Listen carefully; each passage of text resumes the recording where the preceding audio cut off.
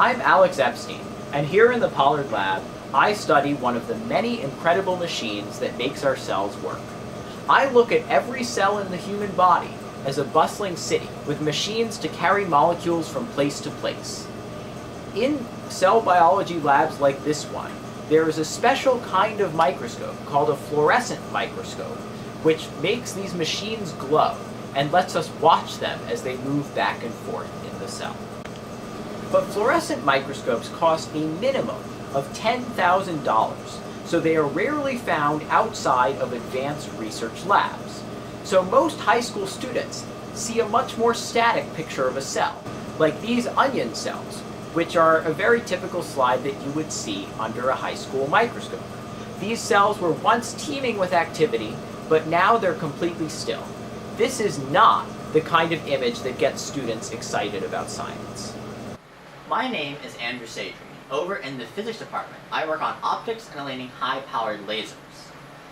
This is a $500,000 fluorescent microscope present in the Pollard lab. But Alex and I got to thinking, do we really need all of this to do fluorescent microscopy?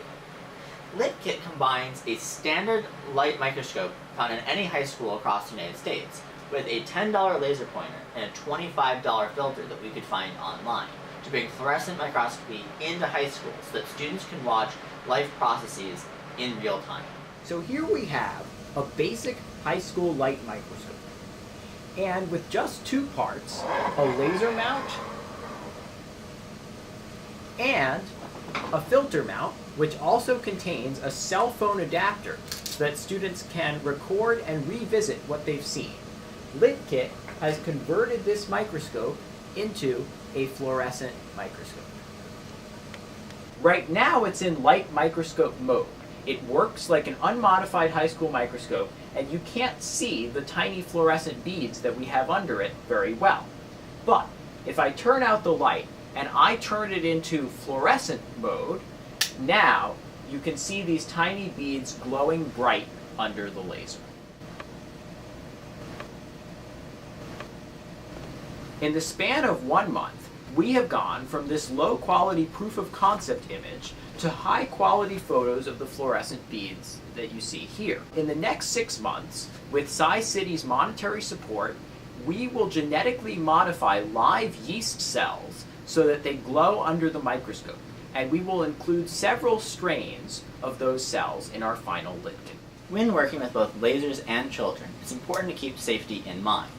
As such, we built a filter directly into our system, made of the same material as these laser safety glasses, to prevent any laser beam from hitting students' eyes.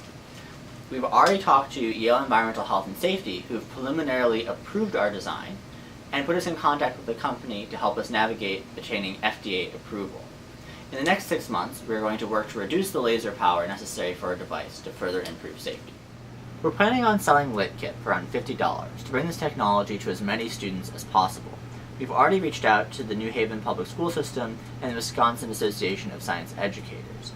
All 16 schools we've talked to were interested in buying our kits, some interested in acquiring over 30 kits and willing to pay more than $50. While we're planning on incorporating all of their suggestions into future models, we've already made Litkit extremely easy to put on and take off of a microscope, so that schools will buy multiple kits and convert all of their microscopes for a single laboratory session. At the moment, only one company offers a conversion kit to turn basic light microscopes into fluorescent microscopes.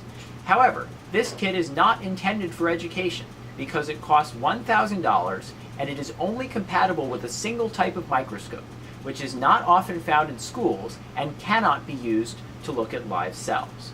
By contrast, we will market Litkit specifically for education.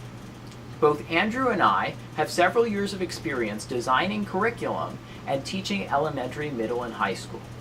We will package Litkit with all of the worksheets, lab manuals, and PowerPoints necessary for a teacher to incorporate it into their curriculum.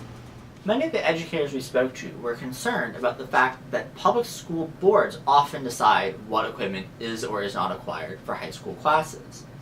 As such, we hope that our mentors at SciCity will help us navigate the relationship with public school boards.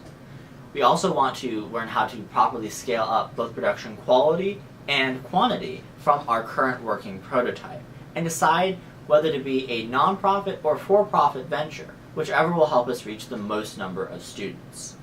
The monetary support from SciCity will fund the genetic modification of cells so that their machinery lights up under a fluorescent microscope, and also improved optics to help us reduce the laser power needed for our kit, improving the overall safety. Thank you very much.